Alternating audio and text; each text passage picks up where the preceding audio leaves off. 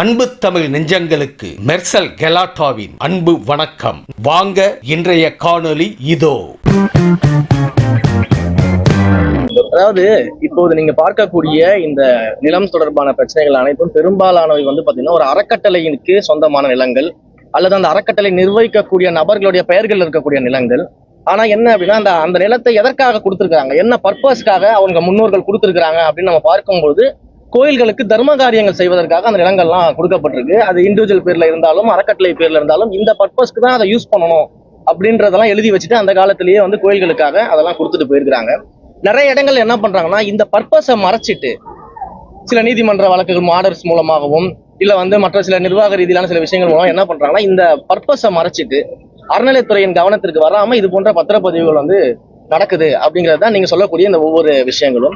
இந்த ஒவ்வொரு விஷயமும் நம்ம கவனத்துக்கு வந்த உடனேயே நம்ம சட்ட ரீதியாக நடவடிக்கை எடுக்கணும், காவல்துறை ரீதியாக நடவடிக்கை, எல்லா நடவடிக்கையும் நம்ம எடுத்துக்கிட்டு இருக்கிறோம். ஒரு காலமும் இது போன்ற கோயில் சொத்துக்களாக இருந்தாலும் இல்ல கோயிலுக்கு தர்ம காரியங்கள் செய்வதற்காக கொடுக்கப்பட்ட அறக்கட்டளையின் சொத்துக்களாக இருந்தாலும் அது அந்த பர்பஸ்க்கு நிச்சயமாக இருக்கும். அதை ஒரு இடத்துலயும் இந்து சமய அறநிலையத்துறை கைவிடாது.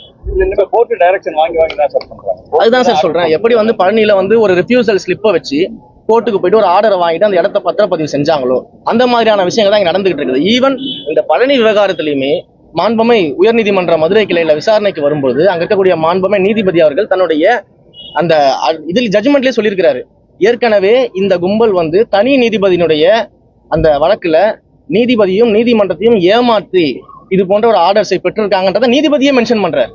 அப்ப இப்படிப்பட்ட இடங்கள்ல அந்த கேஸ் நம்ம கவனத்திற்கு வந்த உடனே நம்ம உடனடியாக நடவடிக்கை எடுக்கிறோம். கோர்ட்ல நம்ம அப்பீல் போகிறோம், போலீஸ் ஸ்டேஷன்ல கம்ப்ளைண்ட்ஸ் கொடுக்குறோம், எல்லாமே பண்றோம். இன்னைக்கு அந்த பழனி நம்ம ரிட்ரைவ் பண்ணிட்டோம். அந்த மாதிரி நம்ம கவனத்துக்கு வந்த உடனே நடவடிக்கை எடுக்கணும். நடவடிக்கை எடுக்காம இருக்கிறது தான் தப்பு.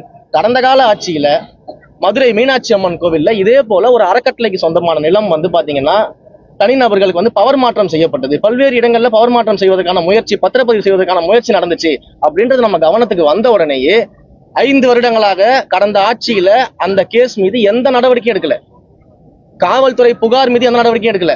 ஆனா இன்றைக்கு நாம ஆட்சிக்கு வந்த உடனே, என்னுடைய கவனத்திற்கு வந்த உடனேயே கடந்த 10 நாட்களுக்கு முன்பாக அந்த மதுரை மீனாட்சி அம்மன் கோயில் விவகாரத்துல யாரெல்லாம் விற்றவர்கள் வாங்கியவர்கள் இருக்காங்களோ அத்தனை பேர் மேலையும் காவல்துறை நடவடிக்கை எடுக்கணும்னு கம்ப்ளைண்ட் கொடுத்து உடனடியாக 19 பேர் மீது எஃப்ஐஆர் போடப்பட்டுச்சு. அந்த 19 பேர் மீதும் நடவடிக்கை எடுக்கப்பட்டிருக்கு. இன்று கைது நடவடிக்கை இருக்கிறது. மதுரையில கைது பண்ணியிருக்கிறாங்க, விசாரணை நடந்து கொண்டிருக்கிறது.